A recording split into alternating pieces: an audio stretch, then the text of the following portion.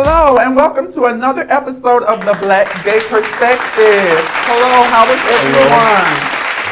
Hey, Jamie. Welcome back. Welcome back. Thank y'all. Somebody told me you've been traveling these streets, honey. Yeah, it's been a while. It's been a long road.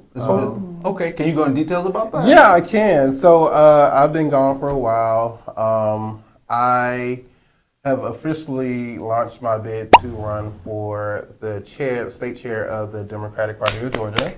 Thank you. And it's a tough race. If elected, I will be the first Black gay male to sit in that seat. Thank you so much. That seat was currently occupied by Congresswoman Nikema Williams. Mm-hmm. And what would be your job? Like holding the seat, what will it consist of? So essentially the main job is fundraising money for the Democratic Party. But my vision for it is to really invest in rural communities. I'm not going to say a lot about our party, but just with every party, we have areas of improvement. And with the rural community, I feel like we could do a better job with investing in them, electing Democrats up and down the ballot, et cetera. But yeah. That's amazing. And I always say don't vote, but please vote for my friend. Please vote for my friend, y'all. Well, that's important. Jamie, tell people how they can vote for you to be the chair. Well, so it's not an open vote, but what you can do to help is get in contact with your state committee members and encourage them to vote for me, put their bid in for me. We have our state committee meeting on May 3rd. So if you are in Georgia and you know of your state committee member, encourage them to vote for me. That's amazing, y'all. Get out there and do that. Yes. Thank you. Even though, Jamie, I'm on the Republican side. I know, I unfortunately. but you wore your red today. What? That's why I'm jacket on But y'all. I also have my pants. To balance it out. But no, Jamie, I'm proud of you. I wish you nothing but the best. I always get excited when young people are running because I kind of want the old heads to get out of office. Me too. I think both parties need to go. But the man, he about to go. What's his name? The old man. Who old man? Trump? Not her. She ain't going nowhere no time soon. Right, no time soon. Is his name Mitch McConnell or somebody? Mitch McConnell, He should have been gone. Yeah, He should have been gone. Actually, Lindsey Graham should follow him. He probably will. There's a couple people who should follow suit. On both sides. Here's my other co-host on that note.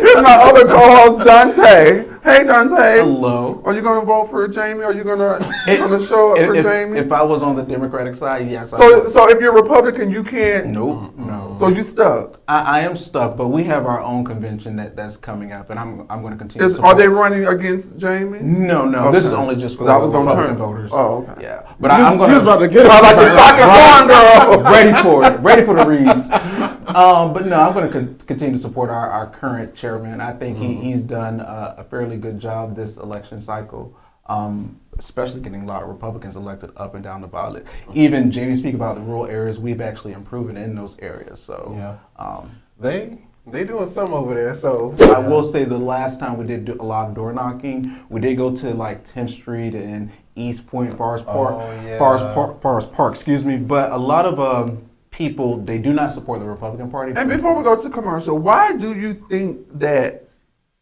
the Caucasian parts go with Republican? Why do you think that is? Why do you? I think it just comes down to really conservative values, and that's mainly what they look at. Mm-hmm. So when you talk about conservatives, a lot of them don't agree with abortion.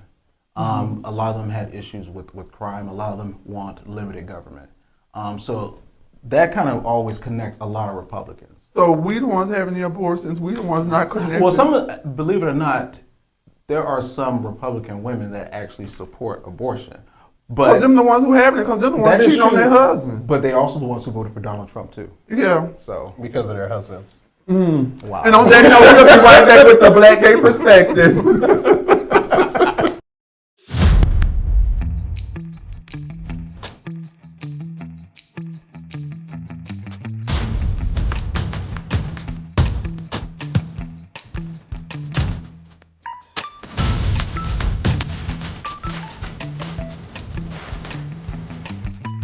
Hello and welcome back to the Black Gay Perspective, everybody. Hi. And don't forget to support my friend Jamie Thank you. for the chair, the seat. Is that what you're gonna call it once you get it? Yeah, The seat. Yes, Dante.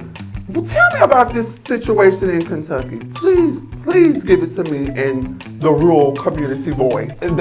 I can't do that because I'm from Savannah, Georgia. Okay, there so you go. I might bring out my Geechee voice. Okay. But no, Kentucky, they recently just passed a House Bill 495. Basically restricts trans people from having access to Medicaid. The governor, a Democratic governor, was against the bill, but in the Kentucky legislation, there are more Republicans in the House and the Senate, so they vetoed the governor's power, and they went ahead and passed the bill because they constitutionally have the right to do that. So trans people who are trying to get any reaffirming care or transgender care, they can no longer do that in the state of Kentucky. That bill has actually went into effect immediately, March 27th of this year. So if you're a trans person in Kentucky trying to get care, you might want to go back to your biological sex on your application, or you might go to a different state. There are some other states where trans people can get care by being a trans person. Georgia's one of them. Actually, Georgia was not one of them at first, but they lost their lawsuit to the ACLU, which in that settlement, Georgia had to offer trans people medical care. I'm gonna pass it to Jamie because what I got to say is gonna be so lengthy and so robust because I'm holding this seat. Oh, you about to drop it? I'm about to drop it. Take it, Jamie. Well, I hate that happened in Kentucky too, where they had to veto the governor because of course, you all know, like my background is in public health, and so I'm in community, and so I think this is common sense things that we're talking about. Like, why are we talking about? It just seems like we're trying to police another group of people about what they want to do and etc. So I don't even feel like there's a discussion for this. I'm glad we in Georgia, that's not our situation. I hate to, and my heart goes out to the people in Kentucky. It burns me up inside. It really does. Okay, I have 3 questions. Oh, are you done? I'm done. I have 3 questions.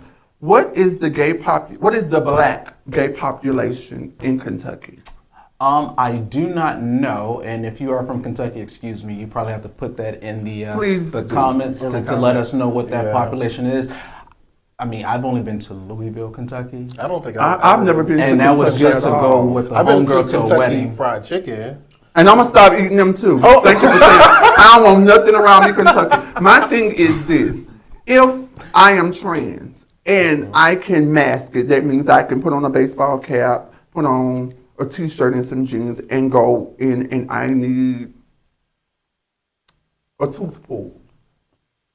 And I give them my identification, and my identification says male, but I've got work done, so you can see my cheeks, probably my breasts, probably my hip work, or that nature. But my ID says male, and my name is male. Do they not pull my tooth because I am trans looking? So if I have breasts, hip work, face work, and I go in and I give them my ID and it says James, and they looking at me and they say, well, you got double D breasts, wide hips, a big booty, so you're trans and you're trying to get care because you said care, right? Mm-hmm. Is that they're gonna not pull my tooth because I have these attributes of a woman? They're not gonna give me care? Well, 1, I think you gave your booty a lot of size. 2, I got a Republican booty. No. 2, no comment on that. No comment on that. But 2, in your example, yes, they would be able to provide you care. Mm-hmm. Now, if you were going in there saying, I want hormones for X, Y, Z, then but you said care. So care. So that's why I think about it like, if you say care, everything falls under care. headache, backache, toothache, foot ache, heart surgery, kidney surgery. So if I go in there, because you said care, and that's the word that sticks in my mind, care. If I need care, you're not going to give me care because I am a male presenting on my identification, but I am female presenting, even though I mask it down, but you still can see it, it's still visible. You are going to stop me from getting heart surgery, or you're going to stop. So even worse, once you get me on the table, once you get the anesthesia in me and put the gown on me, my breasts are protruding through the gown. My hips are protruding to the sides of the gurney. You're going to say, oh, we can't give this person care because they are a man that looks like a woman. Because that's all they look at. Trans people are men that look like women. So you're not going to give me care because I'm a man that looks like a woman. So under their law that just passed, and it's only one page, it does not focus on all Specific care. all the other items that you're talking about. So I can only take from that if trans people went to the hospital for everything that you just listed, they can get care for that. But if they are trying to get care to transition from male to female, they can't get care for that. So like the hormones, the surgery, they can't get care for that. Okay. So if you want to, Let me put say- some extra. Let me say this too. This is why I don't get that. The reason why I don't get that is hormones are not the end all be all. When you take hormones, you have an end goal. Your end goal may be step A, breast implants. Step B, going to the witch doctor to get silicone. Step C, female facial reconsignment and all that kind of stuff. So hormones is just the gateway. I don't really need hormones. Because I can go, it probably will look fucked up, excuse my French, when I go, I'm my size and I go get double D implants, but there's doctors that will do that for me. So you not stopping me from my end goal. That's what I'm trying to say. I do want to say they already wasn't allowing transgender people in Kentucky to do this anyway before this law was even passed. Right. But it's now on paper. Right. Is basically what you can Right. say. Trans people in Kentucky wasn't able to do it anyway. Y'all, I am trans and I live it every day. This is going to be bad. I do want to y'all. say there are some states that do allow trans people to get care under Medicaid. And so what you're basically saying is, I can go and pay for it. I just can't use Medicaid to get it. Yes, pretty much. Girls, hey.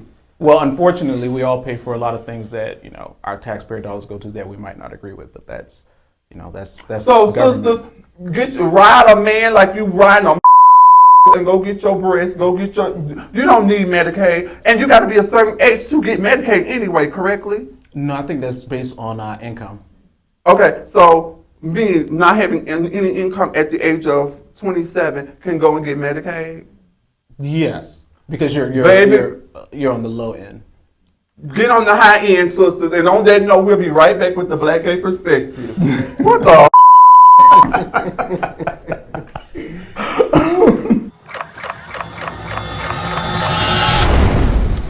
What makes my life real? What makes my life real? What make my life real? What makes me a regular person Is the fact that I'm ubiquitous in this grind, so you cannot miss me. I want to live, love, laugh, and learn just like the next person. When you cut me, I bleed. Making boss move. I have feelings and emotions just like any other human being. And that I work hard. Being independent. I've been through some things. I've done the work that it takes to get where I am today. I love a good look. I love a good outfit. Living in my truth 24/7. And I only speak reality, and I only speak truth. And at the end of the day, I really just want to put people on. We live just like anybody else. That's what made my life real. What makes my life relentless? What makes my life relentless? What makes my story relentless? What makes my life story relentless? What makes my life story relentless? Because no matter what chapter in my life, I stand for good. I stand for people that are standing in the dark. My drive to actually be the change in the world that I want to see. I take punch after punch. To have a voice, to be heard, to be seen. no matter how many rounds I go through in life, I have remained undefeated and self-made. I create spaces by cultivating, motivating, and inspiring those around me. And I still come out on top. I'm still the champion.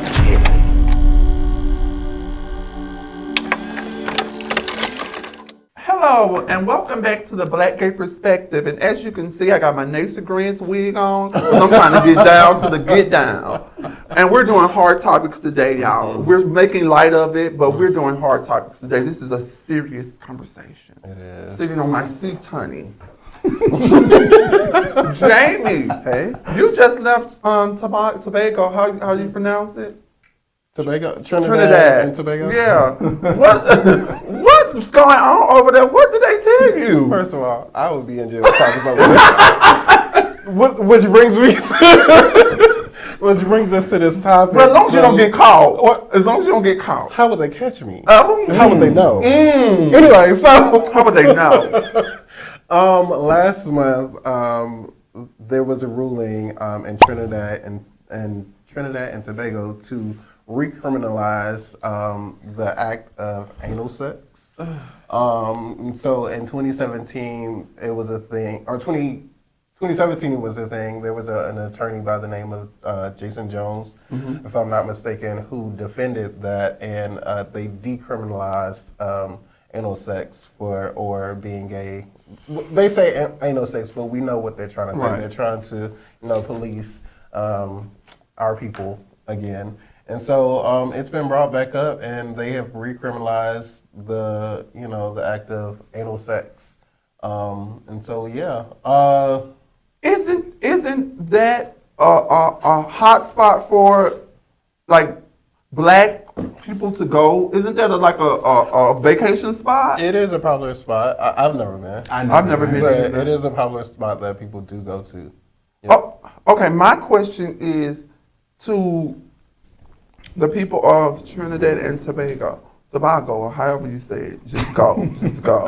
But my question is, how are y'all gonna go peeping through people's windows and finding if they're having sodomy, sex, or whatever you wanna call it, and then bring them to court? How are y'all gonna find this out? Because every gay man isn't the only one that likes anal sex. I was gonna say, we can talk about the pagan community as well. That's what I'm 'cause saying. That's definitely a thing. It's not only gay, because we kind of tired. Well, I'm kind of tired of gays. I'm kind of tired of it, so you can have it.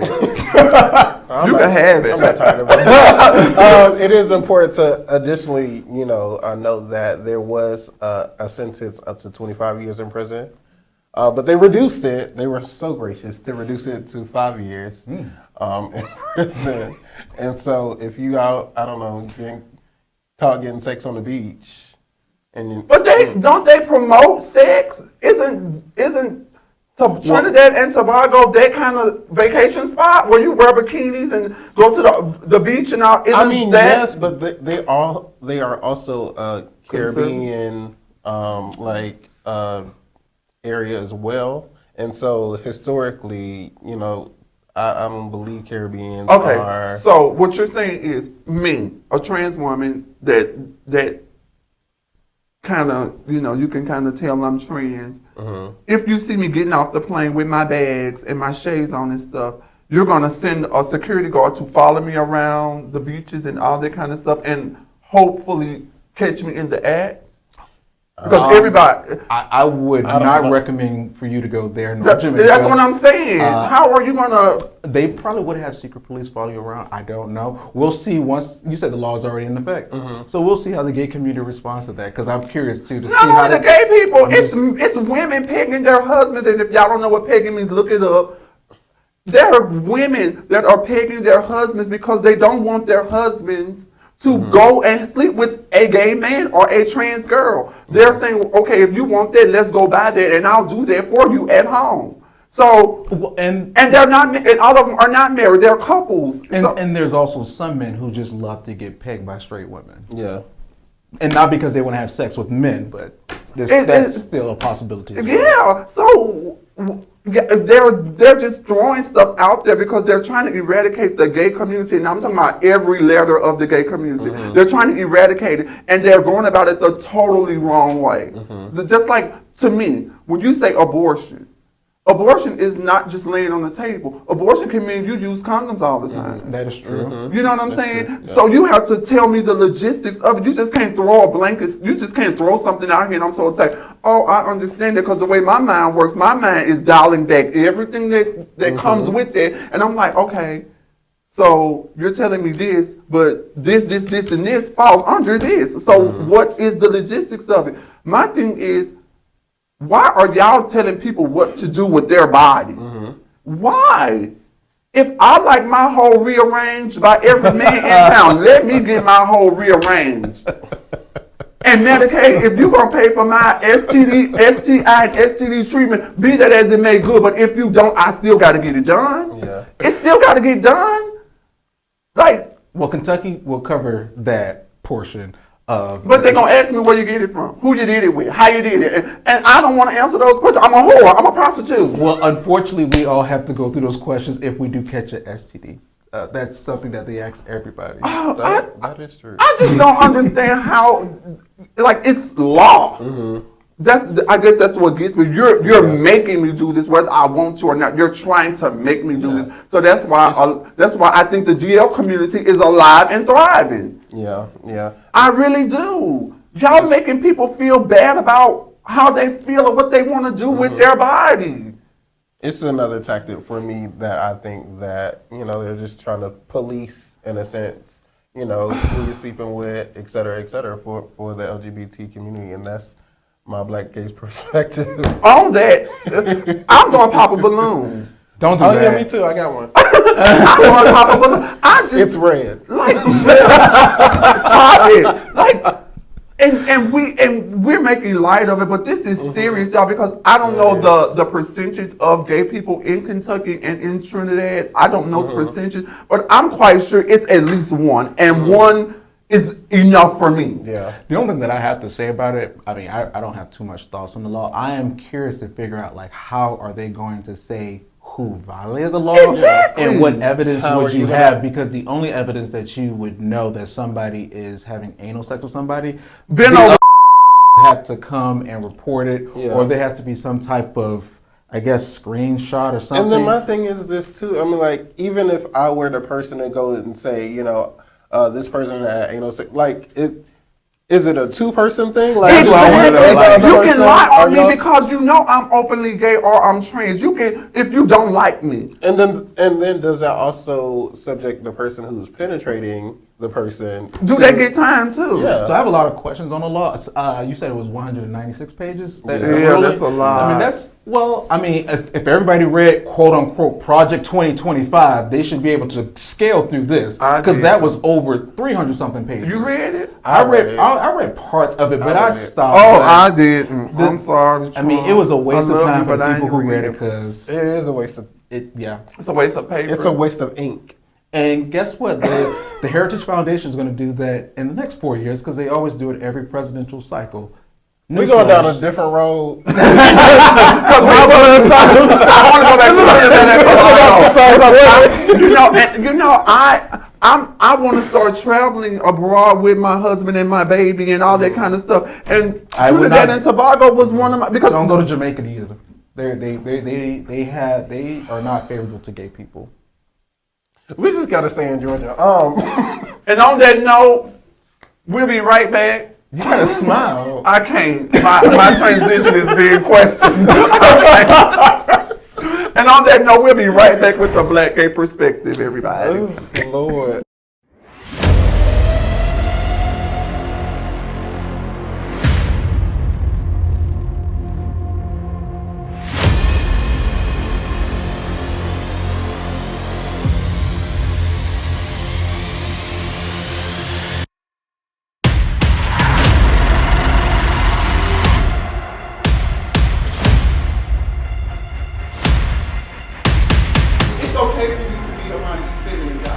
But it's so hard for you to be around a trans person. What's the difference? It's just, if you cross that line for me, I've already owned being the fact that when you're in prison, you ain't got no choice but to do what the fuck you gonna do. They're gonna call you whatever the fuck they wanna call you.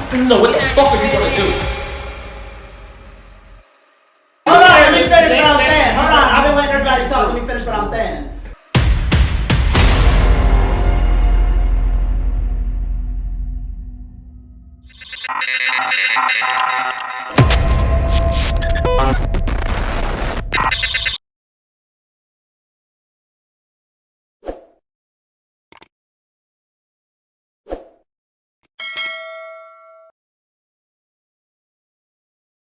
Welcome back to the Black Gay Perspective, and as you can see, it was 3, and now it's 4. Hey, Sparky. Hey. How you doing? I'm good. How you doing? I'm well. Y'all met before, right? No, we have not, but Dante's nice officially. I gave them consent to shake over me. I gave them consent. We're to going come somewhere over with me. that. Just follow us. Just follow it. Just follow it. Just follow it. Just follow it. And don't remember that word, consent. Remember that. Remember that word. File it. Mm-hmm. Go get a There's dictionary. something going on that side. Sparky, what you been doing? I haven't saw you in what, a year and a half, 2 years? Yeah, it's been a while. It's been like a year. Yeah. Well, you know, in trans minds, since I ain't getting no medicated, I'm aging fast. I'm aging fast. So actually, I just got out of rehab. Oh, that's amazing. That's amazing. So yeah, that's what I was doing. That's where I disappeared off to. So How was that?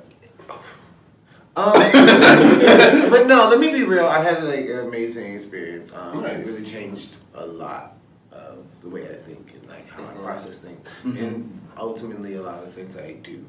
So it was definitely a positive experience, but I definitely like learned and got so much like enriching information and experiences. Got to do things and meet people that otherwise I wouldn't have gotten to. So it's something I really appreciate. It is. Nice. Congratulations. They didn't try to convert you, did they? Wait, what? Like, they didn't try to say you was gay because you was... She going somewhere with this. No. The program I was actually in catered to positive men of color who deal with like drug abuse issues. So no, it was definitely a safe space, I feel. Good. That's It's amazing. definitely something I felt like is like such a necessary thing, and I'm glad that I got to experience. That's amazing. Yeah. I'm actually happy that you took the courage to do it. Yeah. And speak about it, because most people, when they go through that, they don't even want you to know. They be like, oh, I ain't do that, I ain't do. That's amazing. That's amazing. Yes, thank you. And then I know the last time we talked, I know that you do music as well. So talk to us about where you are with that journey. Are you about to start back doing music? I definitely am. Did you ever stop doing music? I've been writing, like the whole time I was in rehab, I definitely been writing. I haven't had the opportunity to go to the studio yet. Right now, like I literally just got out like maybe a week or two ago. Okay. So I'm just really getting back into like the real world. Yeah. How everything is working. But yeah, I'm definitely planning to get into the studio, do a few videos and things like that. Really put myself back out there in that aspect. It's kind of weird right now because I'm like, shit has changed, you know? Yeah. It's not the same.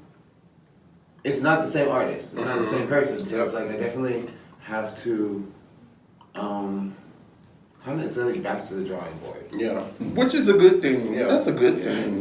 Let me ask you about your writing. Have you noticed anything different from your writing since you have gone through that journey? Yeah. Like, do you feel like you have a deeper connection to your words? Yes. I definitely realize I'm better at it. Like, sober when I'm not on the shit. You know what I'm saying? What was the shit? Excuse me. What was your... I was on meth. Yeah. Yeah. You had been suffering with it. You had been doing it a long time? I think the first time I ever did it was like 2018. Something like that. And I kind of, I wouldn't even say, especially after the people I've met and the stories I've heard, what I was dealing with was realizing that I didn't have the control that I wanted. Like some people can do drugs for fun. Right. And they live their life. I couldn't do that. And I realized like I was keeping up the illusion for a long time that like, everything's fine, I can make shit together, but like Bitch, you be crying in the car because, like, you really want to smoke meth right now. And that's what's going on. You're trying to call it something else, but that's what's going on. And, so it was like, I was really just kind of, like, tearing myself apart, to be honest. Because I was trying to keep, like, my regular life, like, you know, up front, like, this, that, and other, and, like, hide the fact that, like I was doing meth because, like, we should do meth. Like, a lot of people, like, a lot of fucking people, is what I'm learning is, like, and I feel like I was, like, in a really judgmental way of, like, looking at myself, like, there's something wrong with you. And it's like, it's not really something wrong. You have a problem. And it's like, you have to deal with that. You have to face that. You have to own that, or it's going to be, like, worse. And we're not going to call it a problem. We're going to call it an issue. Because a problem can be solved, but you have to reevaluate that problem. If it's an issue, you can go through the issue. Because what I have heard, because I had a friend that went to rehab, and they tell them, you were a drug abuser, and you are still a drug abuser because every day is a struggle. Every day you can relapse. Every moment you can relapse. So you have to go out in the world. You can't say I used to do drugs. You have to say I am a drug user. Right. So when you get that in your mind, you know not to or to. Right. Is that true? Yeah, and that's really where I am right now. Being out in the world is such like, it's a shock, to be honest. Because I'm not in that safe space no more. It's easy to get in. You know, they're like, okay, you gotta, you know, just don't do no drugs. We got you everything. You're in this, you're in this space. You're in this facility. Everything is made for that. But it's like sometimes, like I've been out here and it's been like 2 weeks, and there's been times where I've been like, you know, if I just don't try your best not to. And it's like, and it's like. After like sitting through so many real conversations and so many people who have like 20 years clean and like all this stuff, like I learned that it's like really, it is sneaky like that. Yeah. And it's not a bad thing to relapse. It's not the end of the world. And I think that's what we on the outside look at people that have been to rehab or suffer with drug and alcohol and all that kind of stuff. We judge them. You shouldn't have, you went through all that to go back and do that. And we shouldn't do that because we are the ones that's hurting them. We are the ones that's tearing them down. You know, because my friends, they end up passing away, but they tried. I promise y'all, they tried and tried and tried and tried and tried. Let's talk about something that was wrong. I seen on your trailer, this big accusation that's going on. It seems like sexual assault to me with 2 people involved, particularly J. Dot and what's his name? Perimeter. Sorry, Perimeter. Sorry, J. Dot. You know Wait, what is your view on it? What was your take on it? Ooh. And do you think it was true or not? And then also, what is the definition of sexual assault? So those 3 questions, we can repeat them again too. Okay. So your take on it? What was my take on it? So I wasn't there for that. Okay. I didn't even know that was going on. Like, I, to be honest, was like busy creating my own drama and being there. So, like, honestly, I had no clue that was happening. Okay. For the most part, until like after the fact. Okay. So you did hear about it until after the fact. Okay. And so, after the fact, who do you think was in the right, and who do you think was the sexual assaulter and what the other one, the sexual assault, the victim? Ooh.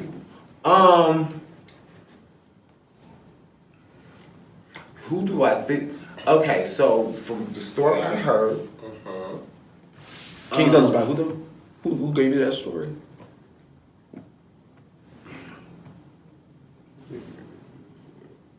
Was it Perversion? I don't know. I really don't know. Okay. To be real with you, this was a year ago. Okay. I used to do drugs.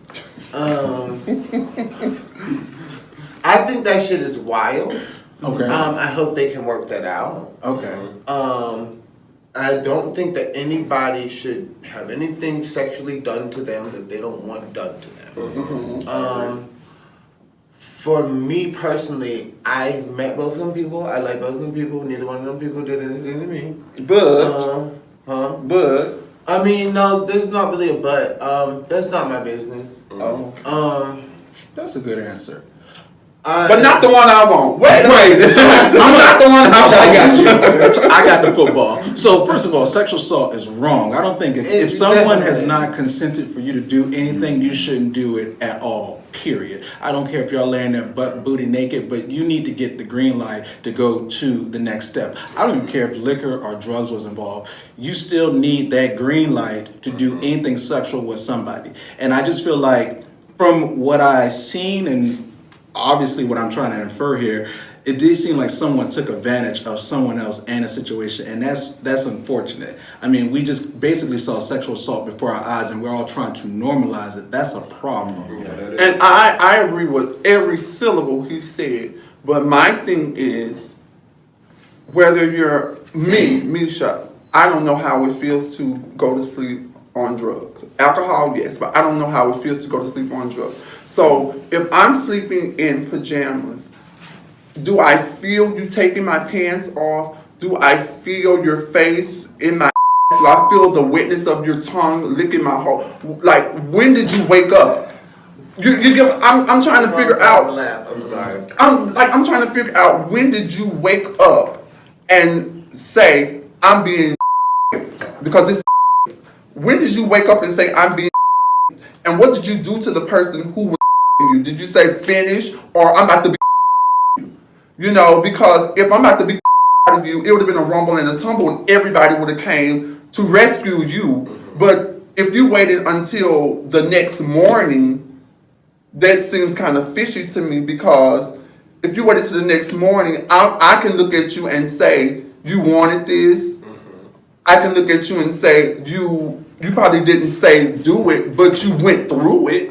So I'm not saying J Dot was right. I'm not saying J Dot was wrong. But what happened in the room? What happened? Because it had to be step A, step B, step C, step. It had to be steps to lead up to you taking my pants off, me waking up, and you're eating or you're trying to eat my ass, and then the next day. I agree, but I still don't care if Perimeter was saying sexual things all day long. Mm-hmm. I don't care if Perimeter decided to wear a jockstrap. I don't even care if Perimeter decided to have poppers and lube on the nightstand. But if he did not tell an individual to lick his ass or to do something sexual with him, it was assault. It was assault, point blank, period. I mean, we could just take a woman in a red dress, go into the hotel room, decide not to wear any underwear, and she's friends with the man all day. That does not give that man a right to wait for her to go to sleep to do anything. I mean, we can't try to normalize it and sugarcoat it. And try to sugarcoat it. That's honestly how sexual assault in the gay community happens. A lot of times they wait for us to go to sleep, or something is put in our drinks, and then you wake up, you feel weird about it. Then you don't want to talk to you about it because you feel a little shame about it. We can't normalize this. But we can agree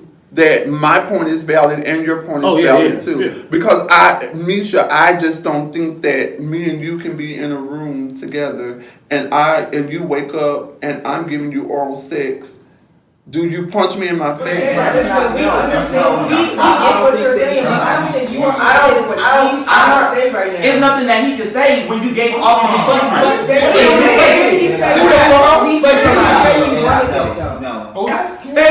what he's saying. You know what? Y'all.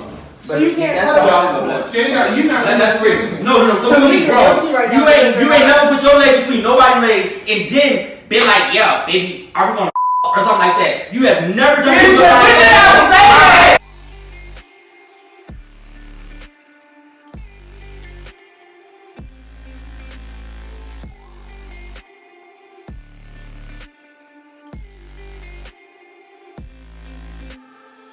We don't condone or we don't condone trying or assuming or saying someone and they didn't. We don't condone any of that here because it has a domino effect on that person's life and livelihood. That's very true. And on that deep, hot, wet, steamy note, we'll be right back with the Black Gay Perspective.